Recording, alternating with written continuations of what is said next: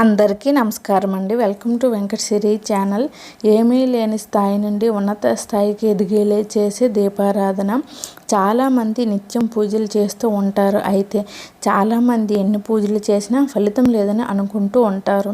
ఈ ప్రశ్నలకు సమాధానం పొందాలంటే మీ ఇంట్లో పూజ చేసేటప్పుడు పూజలో ఏవైనా తప్పులు చేస్తున్నారేమో అని ఒకసారి చెక్ చేసుకోవాలి.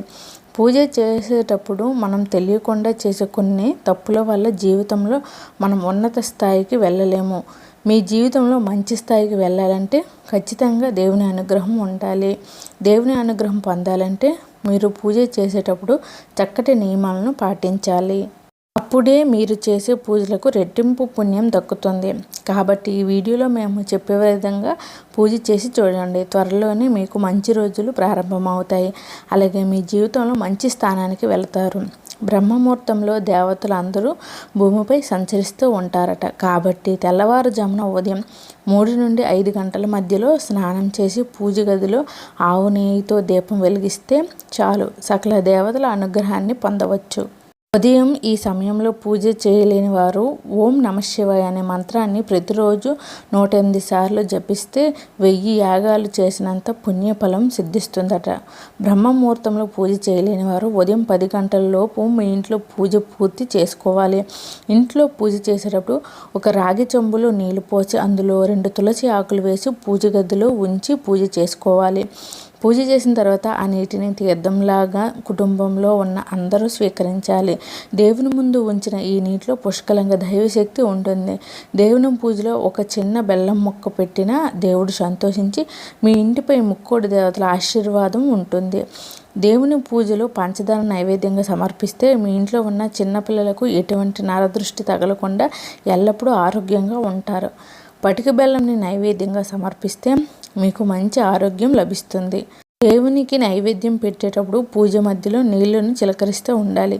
దేవునికి నైవేద్యం పెట్టిన తర్వాత 5 నిమిషాలు అలాగే వదిలేసి పూజ గది నుండి వచ్చేయాలి. ఇలా చేస్తే ఆ దేవుడి చల్లని చూపు మీపై ఉంటుంది. దేవునికి నైవేద్యం అనేది తమలపాకు మీదే పెట్టాలని గుర్తుంచుకోండి. అప్పుడే మీరు చేసిన పూజకు ఫలితం దక్కుతుంది. పూజ గదిలో నెమలి ఈకలను ఉంచితే చాలా మంచిది. నెమలి పింఛము ఉండటం వల్ల మీ ఇంట్లో ఉన్న వాస్తు దోషాలన్నీ తొలగిపోతాయి. మీ పూజ గదిలో ఎల్లప్పుడూ అక్షింతలు ఉండాలి.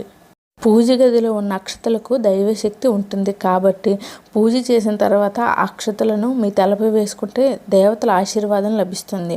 పూజ గదిలో శంఖాన్ని ఉంచి పూజిస్తే సకల దేవతల ఆశీర్వాదం లభిస్తుంది.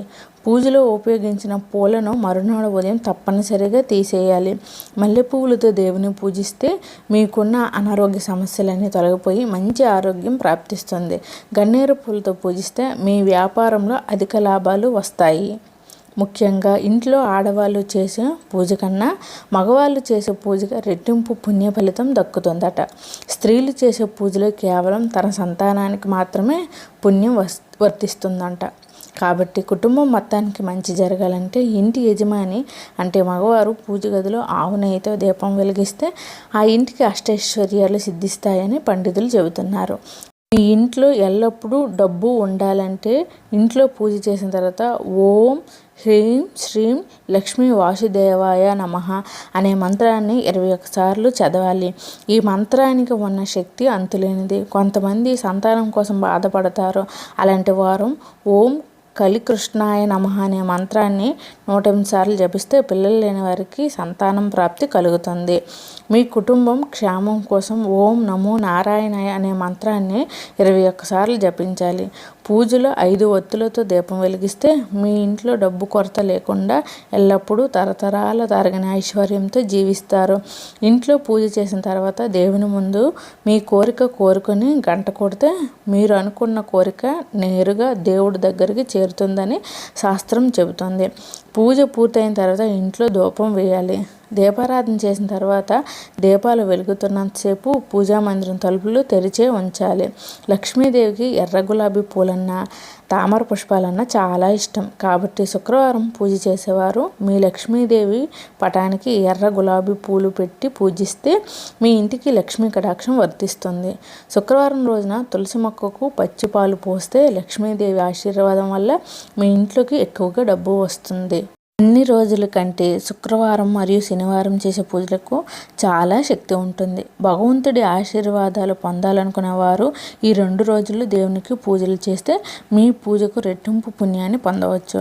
తద్వారా మీ ఇంటిపై దేవతల ఆశీర్వాదం ఉంటుంది. శుక్రవారం రోజున రాళ్ళ ఉప్పు ఉదయం 7 గంటలలోపే కొంటే చాలా మంచిది. శుక్రవారం రాళ్ళ ఉప్పు కొంటే ఉప్పుతో పాటు లక్ష్మీదేవి కూడా మీ ఇంటికి వస్తుంది. సముద్ర గర్భం నుండి లక్ష్మీదేవి జన్మించింది. సముద్ర గర్భంలో రాళ్ళ ఉప్పు కూడా ఉంటుంది. కాబట్టి రాళ్ళ ఉప్పు అంటే లక్ష్మీదేవికి ఎంతో ప్రీతి. అలాగే ఏదైనా శుక్రవారం రోజున మీ ఇంటి ప్రధాన తలుపు మీద గంధంతో ఓం స్వస్తిక్ త్రిశూలం చిహ్నాలను రాయండి. ఇలా చేస్తే లక్ష్మీదేవి సంతోషించి మీ ఇంట్లోకి ప్రవేశిస్తుంది. శనివారం చేసే పూజల్లో ముఖ్యంగా తులసి దళాలు ఉండాలి. వెంకటేశ్వర స్వామి పూజలో తులసి ఆకులు లేకపోతే ఆ పూజ అసంపూర్ణమని వేద పండితులు చెబుతున్నారు. కాబట్టి శనివారం పూజ చేసేవారు పూజలో ఖచ్చితంగా తులసి ఆకులను ఉపయోగించాలి. ఎవరైతే డబ్బు సమస్యలతో బాధపడుతున్నారో, వ్యాపారాలలో నష్టం కలుగుతుందో అలాంటి వారు ఒక గాజు గిన్నెలో బియ్యం పోసి దాని మీద పసుపు కుంకుమలు వేసి మీ పూజ గదిలో పెట్టుకోండి. ఇలా చేస్తే మీ ఇంటికి ధన ప్రవాహం కలుగుతుంది. నెలలో ఒక్కసారైనా శనివారం రోజు శ్రీ వెంకటేశ్వర స్వామి దేవాలయానికి వెళ్ళి అక్కడ ఉన్న రావి చెట్టు కింద ఆవు నెయ్యితో దీపం వెలిగించి ఒక చిన్న బెల్లం ముక్కను నైవేద్యంగా పెట్టండి. రావి చెట్టుకి ప్రదక్షిణలు చేయండి.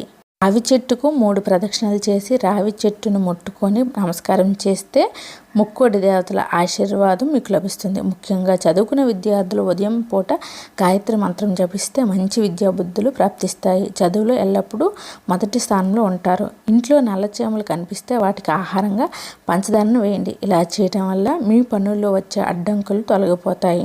అలాగే మీకు అప్పుల బాధలు ఎక్కువగా ఉంటే ప్రతి సోమవారం గురువారాల్లో బ్రహ్మ ముహూర్తంలో కొబ్బరి నూనెతో దీపారాధన చేయండి. ఇలా చేస్తే మీకున్న సమస్యలన్నీ తీరిపోయి సుఖ సంతోషాలు హాయిగా జీవిస్తారు. ఈ వీడియో కనుక మీకు నచ్చినట్లయితే ప్లీజ్ లైక్ చేసి మీ ఫ్రెండ్స్కి షేర్ చేయండి. అలాగే మా కొత్త వీడియోస్ మీకు వెంటనే చేరాలంటే మా ఛానల్ని సబ్స్క్రైబ్ చేసుకుని పక్కనే ఉన్నటువంటి బెల్ ఐకాన్ని ప్రెస్ చేయండి. ధన్యవాదములు.